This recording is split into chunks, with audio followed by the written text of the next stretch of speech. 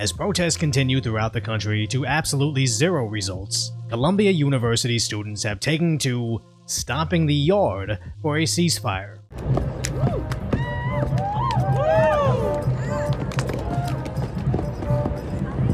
Which is sad how they've actually taken the fake meme of 5 TikTok dances you can do to help the other war and made it into a reality. Because as the university began putting up walls around the school, these students went right back to essentially rain dancing for justice.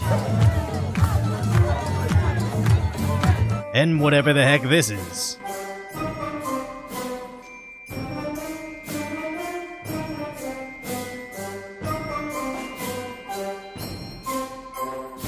But the worst part about all of this is that neighboring NYU, these students have no idea what they're actually protesting for. And what would you say is the main goal with tonight's protest? I think the goal is just showing our support for Palestine and demanding that NYU stops. I honestly don't know all of what NYU's doing. Is there something that NYU's doing? I really don't know. I'm pretty sure they're...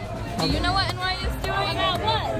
About Israel. Why are we protesting here? Palestine will be free! I wish I was more educated. I'm not either. It's really interesting how just last election cycle we saw similar protests from nearly the same exact group. Plenty of people protesting for George Floyd despite never actually watching the arrest tape or reading the actual autopsy. Plenty of people marching and donating to BLM despite not actually knowing what the organization was really doing. And now, plenty of useful idiots getting caught up in the same social media storm for justice and ruining their single greatest chance to propel them above poverty, but instead are TikTok dancing over a cause they have absolutely zero understanding of. And it's bad enough these 18 to 25-year-old students are naive enough to think their dancing will stop America's war machine, but now the faculty from NYU is joining in on their protests, as well as the faculty from Columbia University are also walking out in solidarity with their students.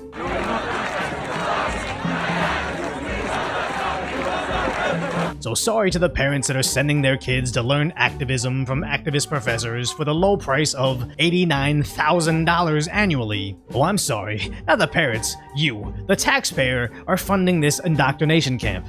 So when they graduate into equally useless people, they can continue to take over the streets in equally meaningless protests, to again be arrested in large numbers, but likely be immediately released in New York City.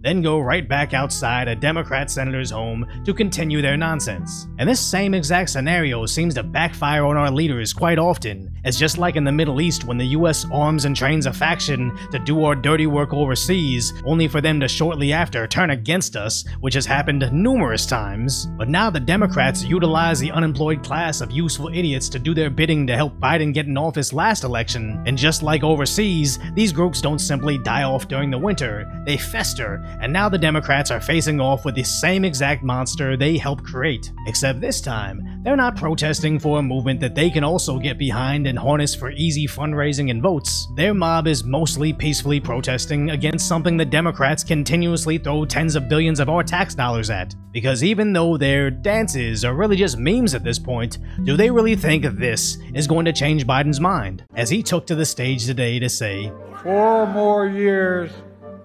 Pause. 4 more years! Where Biden's brain is basically Ron Burgundy now.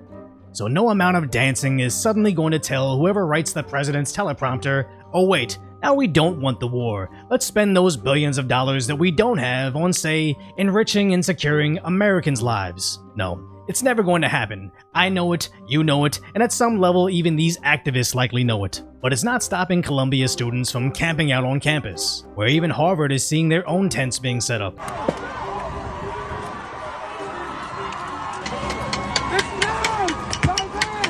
And all the way over at USC in California is seeing similar protests. But at the University of Texas, they're trying to set up tents. But the police immediately responded strongly with the state troopers.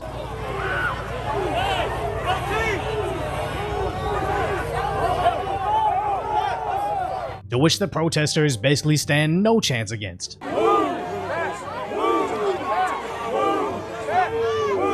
And this is what I despise most about those so-called activists. They claim to be so passionate about trying to stop military action overseas. They'll fly the flags and even wear the garb of their fighting forces, but they never want to actually arm up and go over there. And these seem to be either military-aged men in college or ferocious feminists that should have no problem going over there and fighting alongside them. And yet, that's never their solution. It's always just them throwing fits and begging the adults to go take care of the big scary real world situation for them. And when even a fraction of that big scary world comes to meet them face to face in the form of a gentle arrest, they shriek and scream about unjust treatment, which just shows they are the absolute last people we should be listening to when deciding how to deal with combatants overseas. Because these activists aren't marching to the airport to go stop the war themselves, they're marching to McDonald's to shame them into somehow stopping the war. And I admit, when I saw them protesting McDonald's cheeseburgers and their contributions to war, I was sure to go stop by my local McDonald's to go pick up some McNuggets. Not because I personally support conflict overseas, but it's just to show how much I despise this new era of performative activism for social media. So much that I'll even eat overcooked, overpriced, and likely to end my life early fried foods just to offset these slacktivist efforts. And if you appreciate my sacrifice and concise, lighthearted commentary on the tragic status of today's reality, hopefully I've earned your subscription, then go check out the video on why Chicago college students are shocked that men are no longer willing to protect women anymore.